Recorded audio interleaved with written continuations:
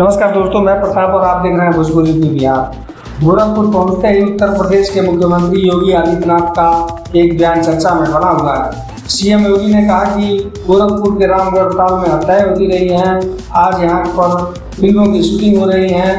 रवि किशन और महेंद्र पाल सिंह ठुमका लगाते दिखाई दे रहे हैं और देर रात तक लोग रामगढ़ ताल पर घूम रहे हैं। उनकी सुरक्षा की गारंटी भी सरकार ले रही है। सीएम योगी ने कहा कि दंगाबाज और दंगेबाज फिर से पीएम मोदी का रास्ता रोकने का बैरियर लगा रहे हैं। आपको इस बैरियर को तोड़कर आगे बढ़ने का जरूरत है। सीएम योगी ने कहा कि यूपी और गोरखपुर देश में चमकता नजर आ रहा है। इनसे प्लास्टिक जैसी महामारी के अशुद्ध पानी की वजह से होती रही है। आज शुद्ध पानी की ये मुहिम इस बीमारी को जड़ से खत्म करने का काम करेगी।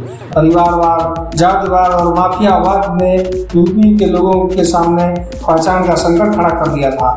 आज यूपी और गोरखपुर के लोगों ने अपनी पहचान बनाई है। जिन लोगों को गरीबों का विकास और कमजोरों का उत्थान अच्छा नहीं लगता, वे दंगाबाज और दंगेबाज फिर से पीएम मोदी को रोकने के लिए बैरियर का काम कर रहे हैं। आपको इस बैरियर को तोड़कर आगे बढ़ना है। सीएम योगी ने कहा कि नया गोरखपुर विकास की एक नई आभा के साथ चमकता हुआ नजर आ रहा है।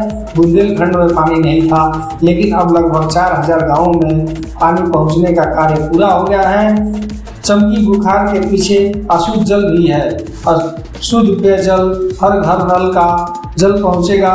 देश दुनिया के अंदर भारत एक नई आभा के साथ चमकेगा। 2016-17 से पहले पहचान के संकट से गुजर रहा था।